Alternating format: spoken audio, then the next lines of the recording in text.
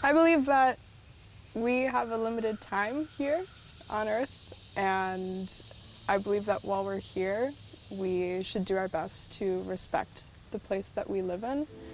Hi, I'm Ellen Bergen. I'm a summer volunteer conservation intern with Sycamore Land Trust.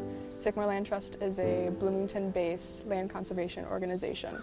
Yeah, so conservation and mitigating the effects of climate change, I feel, go hand in hand with every parcel of land that we preserve and make sure that is going to be conserved for future generations. We are also managing restoration projects and monitoring the health of plants and wildlife. And with that, we are ensuring clean water, cleaner soil for farming, restoring habitat that protects endangered and protected species. Yeah, we are providing native plants for pollinators and also mitigating the effects of invasive species. I first heard of Sycamore Land Trust and interacted with them when I was in 5th grade. I was in a class that was working on a project to preserve a local wetland right outside of our school. And at the end of that, I realized it was a really formative experience in not only gaining an appreciation and admiration for land stewardship and the impact it can make in preserving the natural and historical significance of the land, but also the impact that a group of motivated individuals can make in a community.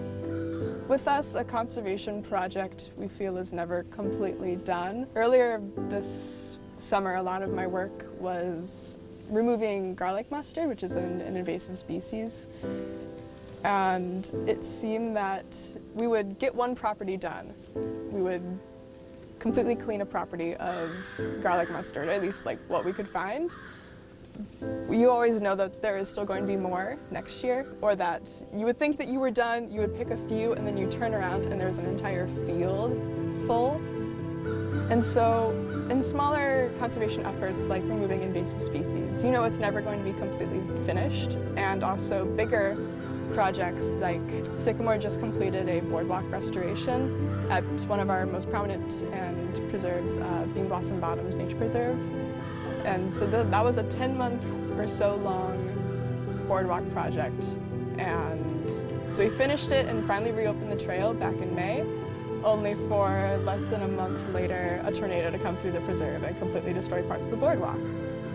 So it's a really fulfilling position and really fulfilling work, because you know that you are making a difference and that you are protecting the land. But it's also both exciting and also exhausting, because you know that it's never going to be finished. I grew up in southern Indiana and spent my youthful years exploring the hills here and exploring the abandoned quarries. And with that, I gained an appreciation for the natural environment that surrounded us. And I think that conservation is one of the most important ways that we can preserve that land, and not only for us, but for making sure that future generations can also appreciate that. So appreciating the beauty of the world that we live in, and also making sure that it is still a safe and hospitable place for the plants and animals that live there.